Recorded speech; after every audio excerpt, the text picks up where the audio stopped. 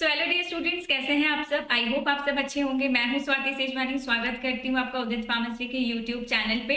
आज भी second year students के आने वाले हैं सप्लीमेंट्री बैक के एग्जाम्स, जो कि 20 जनवरी 2025 से शुरू होने वाले हैं। उन स्टूडेंट्स की कुछ हेल्प के लिए मैं आपको दिखा रही हूँ प्रीवियस ईयर के क्वेश्चन पेपर्स। पिछले वीडियो में हमने डिस्कस किए थे community pharmacy and management subject के प्रीवियस ईयर क्वेश्चन पेपर्स, और उसके बाद मैंने कुछ आपको इंपॉर्टेंट क्वेश्चंस भी बताए थे जिसे पढ़ के आप इजीली इन सप्लीमेंट्री एग्जाम को पास कर सकते हैं। तो आज जो मैं वीडियो लेके आई हूँ उसमें हम प्रीवियस ईयर क्वेश्चंस डिस्कस करने वाले हैं pharmacy law and ethics subject के। फार्मेसी लॉ एंड एथिक्स जिसका सब्जेक्ट कोड है 8111। प्रीवियस ईयर क्वेश्चन पेपर में सबसे पहला क्वेश्चन पेपर आज हम देखेंगे 2024 का ही। ईयर हमें कैसे पता चलता है कौन सी ईयर का पेपर है, ये ऊपर लिखा रहता है हर क्वेश्चन पेपर में और नीचे भी लिखा रहता है। ये देखिए नीचे भी लिखा है, तो ये 2024 का पेपर है फार्मेसी लॉ एंड एथिक्स का। आरजीपीवी की सेम स्कीम हमेशा मैं आपको बताती आई हूँ। 80 मार्क्स का पेपर रहता है, 8 क्वेश्चंस रहते हैं। इन 8 में से 5 क्वेश्चंस करने रहते हैं, ठीक है। 8 में से 5 करने रहते हैं। हर एक क्वेश्चन इक्वल मार्क्स का होता है, मतलब हर एक क्वेश्चन आपको कितने मार्क्स का मिलेगा, 16 मार्क्स का मिलेगा। अब किसी में ए बी पार्ट मिलेगा, किसी में A B C D part मिलेगा, किसी में ए बी सी पार्ट मिलेगा, है ना। लेकिन एक क्वेश्चन जो होगा वो 16 मार्क्स का होगा। तो इसी तरह से जब आप 5 क्वेश्चन अटेम्प्ट करेंगे 8 में से, तो आपके 80 मार्क्स का पेपर कंप्लीट हो जाएगा, ठीक है। इसमें एमसीक्यू नहीं आते हैं। तो सबसे पहला क्वेश्चन है क्वेश्चन नंबर 1, जो 3 पार्ट्स में है। ए बी सी जो है और सब पार्ट में है, यानी कि उसमें 1 2 3 4 पार्ट और पूछे गए हैं। फर्स्ट पार्ट जो है ए पार्ट, ये 6 मार्क्स का पूछा गया है, ठीक है। बी पार्ट जो है 6 मार्क्स का पूछा गया, 12 मार्क्स हो गए। और बाकी एक एक नंबर की डेफिनेशंस पूछी गई हैं। 1 मार्क्स क्वेश्चन है। Registered pharmacist, central register, clinical pharmacist, miss branded drugs, ये 1 मार्क क्वेश्चन है। ए पार्ट में क्या पूछा है आपसे, discuss the background of Chopra committee and Bhore committee and the recommendation in shaping the drug legislation in India. यहाँ पे आपको चोपड़ा कमेटी के बारे में लिखना है, भोरे कमेटी के बारे में लिखना है, और इन दोनों कमेटी ने ड्रग लेजिस्लेशन में कैसे हेल्प किया उसके बारे में लिखना है। 6 मार्क्स में लिखना है आपको। दूसरा इंपॉर्टेंट क्वेश्चन है बी पार्ट इसका, compare the constitution and functions of state pharmacy council and joint state pharmacy council, ठीक है। एसपीसी और जेएसपीसी जिसको हम कहते हैं, हमने पेड क्लासेस जो उदित फार्मेसी के स्टूडेंट्स होंगे उनको पता होगा, वो पढ़ चुके हैं। स्टेट फार्मेसी काउंसिल और ज्वाइंट स्टेट फार्मेसी काउंसिल, इस पे नोट आपको लिखना है। अगर आप भी अपनी प्रिपरेशन को और बेहतर बनाना चाहते हैं, इजी बनाना चाहते हैं, तो आप उदित फार्मेसी का पेड कोर्स खरीद सकते हैं, जिसमें आपको सारे वीडियो रिकॉर्डेड लेक्चर्स मिलते हैं, लाइव क्लासेस मिलती हैं, डाउट सॉल्विंग सेशंस मिलते हैं, पीडीएफ के फॉर्म में नोट्स मिलते हैं, जिनसे इजीली आप आंसर प्रिपेयर कर सकते हैं। सी पार्ट में पूछा गया है रजिस्टर्ड फार्मासिस्ट की definition, central register, clinical pharmacist और मिस ब्रांडेड ड्रग्स। ये 1 मार्क्स के क्वेश्चन है, तो आप इसमें 1 2 लाइंस लिख सकते हैं। सेकंड क्वेश्चन जो है इसको 3 पार्ट में डिवाइड किया गया है, ए बी सी। ए में पूछा गया है how many type of licences can be issued for the sale of drugs. Drugs का अगर सेल करना है आपको तो कितने तरह के लाइसेंस इशू होते हैं, इस पे आपको एक नोट लिखना है। इसी के साथ इसी में और क्वेश्चन जुड़ा हुआ है, describe the general procedure for obtaining a sale licence stating the condition to be satisfied. आपको वो जनरल प्रोसीजर लिखना है जिससे कि आपको सेल का लाइसेंस मिलेगा, ठीक है। उसमें वो सारी कंडीशंस लिखी होनी चाहिए जिससे सेटिस्फाई हो। ये पूरा टॉपिक आपको 8 मार्क्स के हिसाब से लिखना है। बी पार्ट में पूछा जाता है आपका, describe the constitution and functions of drug technical advisory board, डीटीएबी। Drug technical advisory board पे आपको कॉन्स्टिट्यूशन लिखना है और उसका फंक्शंस लिखने हैं 4 मार्क्स में।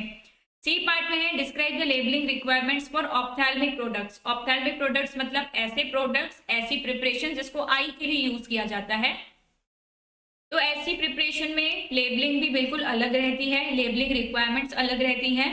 तो ऑप्थेल्मिक प्रिपरेशंस के लिए क्या क्या लेबलिंग रिक्वायरमेंट्स हैं, इसका एक लेबल का अगर आप एग्जाम्पल भी बना सको तो वो जरूर बनाइए। जैसे आप पिक्चर फॉर्म में या फ्लोचार्ट फॉर्म में जब आप आंसर लिखते हो तो वो मार्क्स कैरी करता है अपनी तरफ, मार्क्स और आपको ज्यादा मिलते हैं। फ्लो चार्ट, डायग्राम्स, ठीक है। पूरा थ्योरेटिकल लिखने के बजाय अगर आप अट्रैक्टिव वे में आंसर लिखते हो तो आपको ज्यादा मार्क्स मिलने के चांसेस रहते हैं। क्वेश्चन 3 अगेन 3 पार्ट्स में है। ए में पूछा गया है what is mean by manufacture in bond? Manufacture in bond क्या होता है?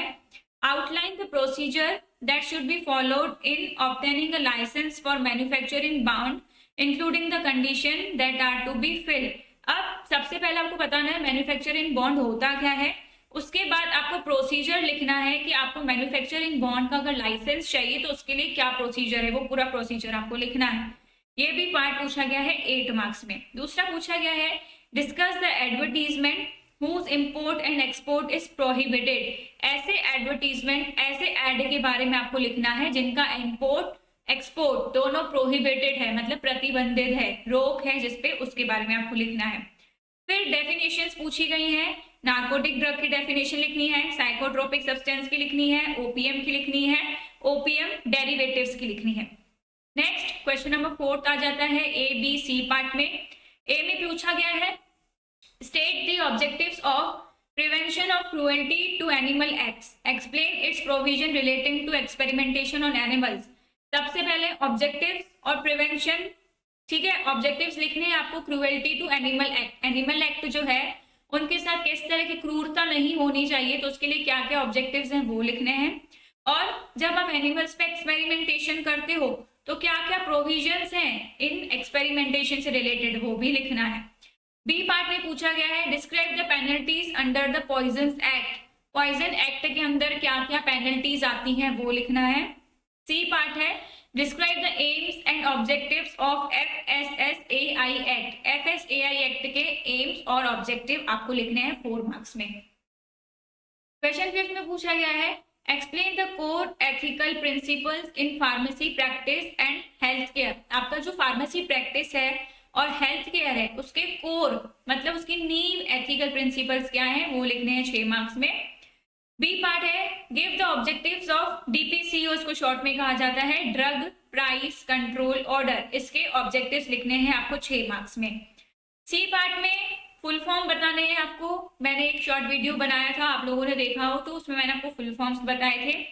उसी में से पूछा गया है CPC का फुल फॉर्म, CDSCO का फुल फॉर्म, BMW रूल्स और GMP का फुल फॉर्म।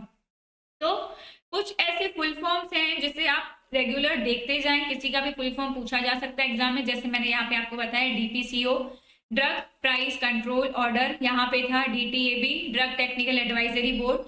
तो ये 1 मार्क्स क्वेश्चंस को भी आप ध्यान में रखें। क्वेश्चन 6 ए पार्ट में पूछा गया है discuss briefly the major regulatory bodies relating to drug and pharmaceutical in India. Drug and pharmaceutical से कौन कौन सी मेन रेगुलेटरी बॉडीज जुड़ी हुई हैं उनके बारे में लिखना है आपको। बी पार्ट में पूछा है give the objectives and benefits of e governance. जो ई गवर्नेंस है उसके क्या क्या ऑब्जेक्टिव्स हैं, क्या क्या बेनिफिट्स हैं, उसके बारे में लिखना है। फिर आपको फिर से डेफिनेशंस लिखनी है।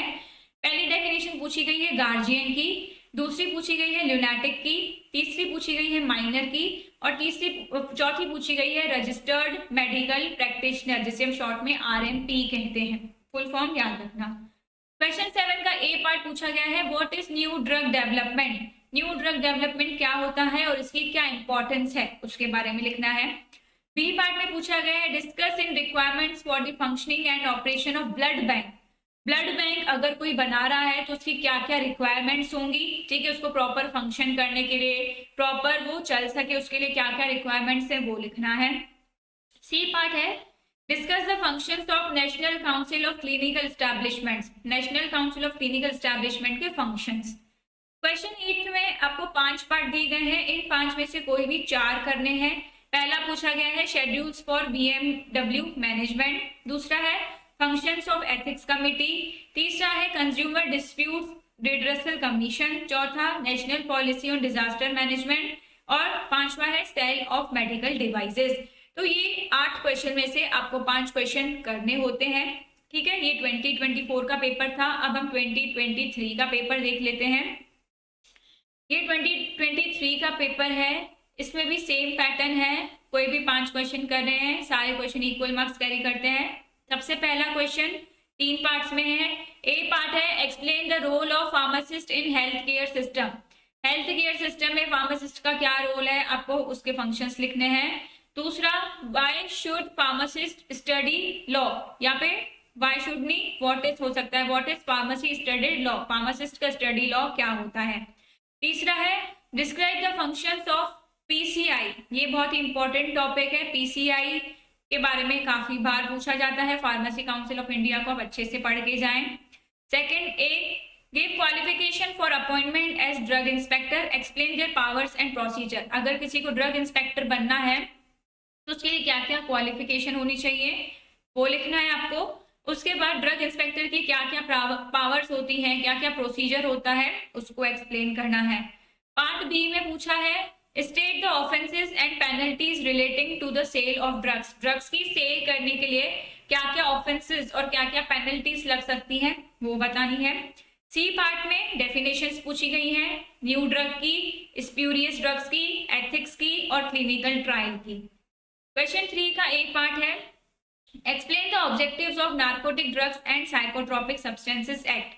ऑब्जेक्टिव्स मतलब होता है उद्देश्य, एम, ठीक है। तो narcotic drugs and psychotropic substances का क्या ऑब्जेक्टिव्स हैं वो आपको लिखना है। दूसरा, compare the advertisements which are prohibited exempted, दो एडवर्टीजमेंट्स का नाम दिया है, प्रोहिबिटेड एग्जेम्प्टेड, इन दोनों को कंपेयर करना है आपस में और उस पर नोट लिखना है। सी पार्ट में पूछा गया है describe the layout and construction of bonded laboratories. जो बॉन्डेड लेबोरेटरीज होती हैं उनका लेआउट कैसा होता है, मतलब स्ट्रक्चर कैसा होता है, कंस्ट्रक्शन कैसा होता है, उसमें आपको नोट लिखना है 4 नंबर का। फोर्थ का ए पार्ट पूछा गया है describe constitution and functions of institutional animal ethics committee. Institutional animals ethics committee जिसे IAEC कहा जाता है, इसका कॉन्स्टिट्यूशन और फंक्शंस यहाँ पे लिखने हैं। बी पार्ट पे पूछा गया है what is mean by specified poison, how are the import, possession and state of poison regulated under the act. ठीक है, स्पेसिफाइड पॉइजन क्या होते हैं, जो पॉइजन्स हैं उनका इंपोर्ट, पोजेशन और सेल जो है कैसे रेगुलेट होगा एक्ट के तहत, वो लिखना है 6 मार्क्स में। सी पार्ट में पूछा गया है explain the procedure of FSSAI registration, ये पीछे भी पूछा गया था, तो FSSAI भी इंपॉर्टेंट टॉपिक है, आप इसको जरूर पढ़ के जाएं। क्वेश्चन 5 के बाद क्वेश्चन 5 है, ए पार्ट है how are the prices of formulation to the wholesale and retailers calculate. ठीक है, प्राइजेस जो है फॉर्मुलेशंस की कैसे कैलकुलेट की जाती हैं होलसेलर्स और रिटेलर्स द्वारा। Who can terminate pregnancy and what expenses of training to should it be passed। अब आपने मेडिकल में अपने सिलेबस में टर्मिनेशन ऑफ प्रेगनेंसी एक्ट पढ़ा होगा, तो उसी से वहीं से ये क्वेश्चन आया है कि प्रेगनेंसी को कौन टर्मिनेट कर सकता है और ये प्रेगनेंसी टर्मिनेशन कराने के लिए किस किस एक्सपीरियंस की जरूरत है, वो यहाँ पे पूछा गया है 6 मार्क्स में। सी पार्ट में पूछा है define registered pharmacist and give the qualification for registration. Registered pharmacist की डेफिनेशन पिछले पेपर में भी थी, यहाँ पे भी है, तो रजिस्टर्ड फार्मासिस्ट की डेफिनेशन जरूर पढ़ के जाएं। और यहाँ पे पूछा गया है क्या क्या क्वालिफिकेशन जरूरी है रजिस्ट्रेशन के लिए। 6th के पार्ट में पूछा गया है explain the vision, mission and function of Indian pharmacopoeia commission IPC। ठीक है, IPC इंडियन फार्माकोपिया कमीशन का विजन, मिशन और फंक्शन पूछा गया है। बी पार्ट है discuss the key components of good regulatory practices. Good regulatory practices, good pharmacy practices, good manufacturing practices, ये कई बार पूछा जाता है शॉर्ट नोट में। फिर डेफिनेशंस पूछी गई है जेनेरिक ड्रग्स की, पेटेंट की, NDA की, PPE की।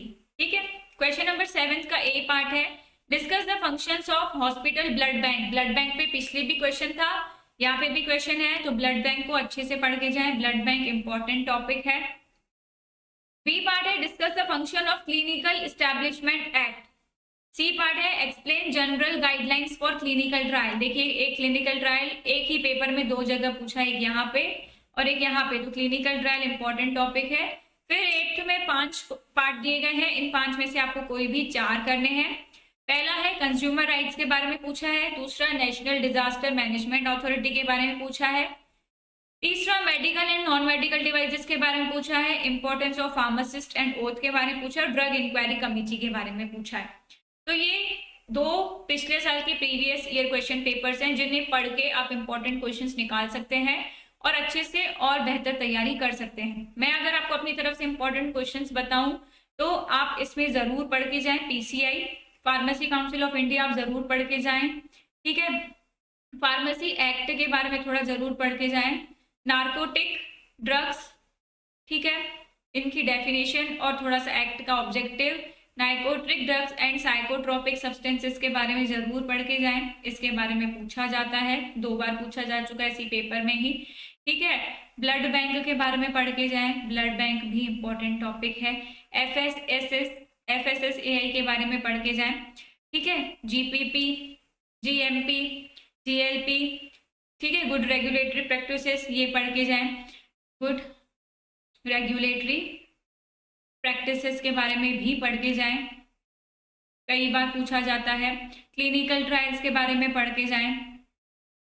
हर एक टॉपिक का थोड़ा थोड़ा ब्रीफ पढ़ के जाएं ताकि आप आंसर अटेम्प्ट कर पाएं, आंसर लिख पाएं, ठीक है। इसके अलावा DTAV के बारे में पढ़ जाएं, ड्रग इंक्वायरी कमेटी के बारे में पढ़ जाएं, ठीक है। ये कुछ चीज़ें इंपॉर्टेंट हैं जिनको अगर आप पढ़ोगे, जिनकी डेफिनेशंस आप पढ़ोगे तो आपको बहुत ईजी रहेगा। रजिस्टर्ड फार्मासिस्ट के बारे में पढ़ के जाएं, ठीक है, और फार्मासिस्ट का रजिस्ट्रेशन कैसे होता है ये पढ़ के जाएं। नेक्स्ट वीडियो में मिलते हैं दूसरे सब्जेक्ट के प्रीवियस ईयर क्वेश्चन पेपर और इम्पोर्टेंट क्वेश्चंस के साथ। आज के लिए बस इतना ही। Thank you so much.